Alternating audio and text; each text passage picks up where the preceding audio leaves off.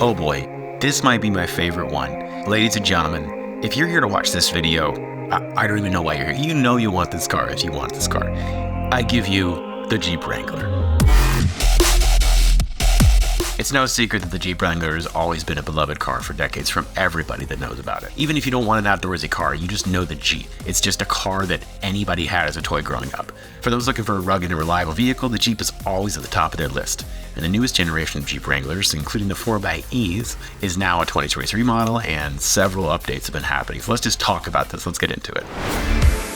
So the first gen, in 1944, was called the CJ, the civilian Jeep, because it came from the Army, of course. The CJ was a little different from the military version, as it offered a canvas top, a tailgate, and a lower gearbox. Additionally, it had a spare tire mounted on the side. It was kind of crazy cool.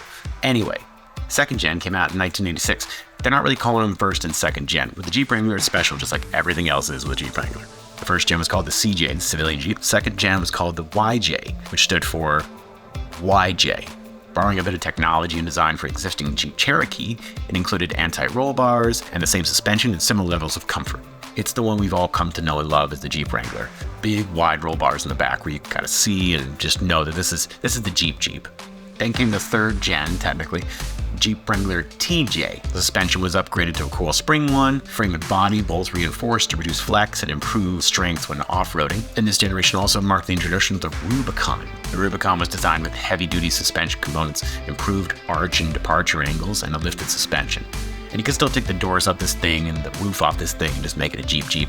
So then in 2006, the Jeep Wrangler JK, or Just Kidding version, came along. This lasted for a while until 2018, and this is when they introduced a four-door variant. Remember that? The four-door Jeep? This is when it came into play. Although two-door Wranglers are still the iconic one, believe it or not, the majority of Wrangler vehicles on the road today have four doors. It's a four-door convertible. I can't complain. And nowadays, you got the Jeep Wrangler JL.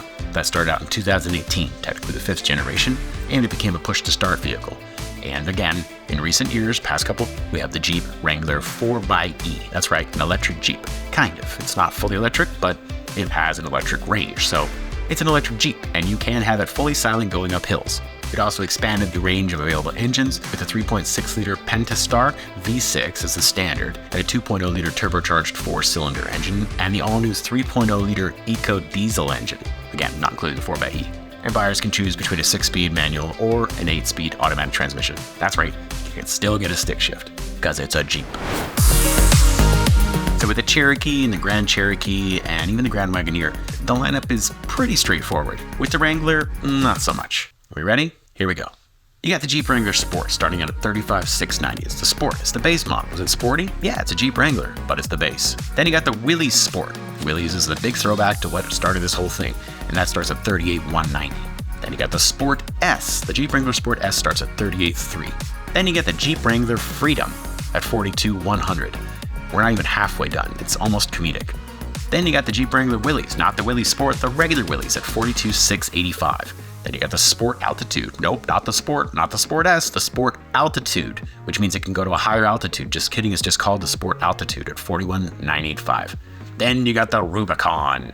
Rubicon at $47,400. Jumps in price, but you get that big red lettering Rubicon in the front. Unless you choose another color, and then it's another color. But then you got the Sahara at $46,120 if you want to go in the desert. Then you got not the Sport S, not the Sport Altitude, you got the Sport RHD at $47,290. Then you got the Sahara Altitude for higher deserts at $50,720. Really starting to get up there in price now, so we'll call the next one the High Altitude. Just kidding, that's what they call it. Get it, JK?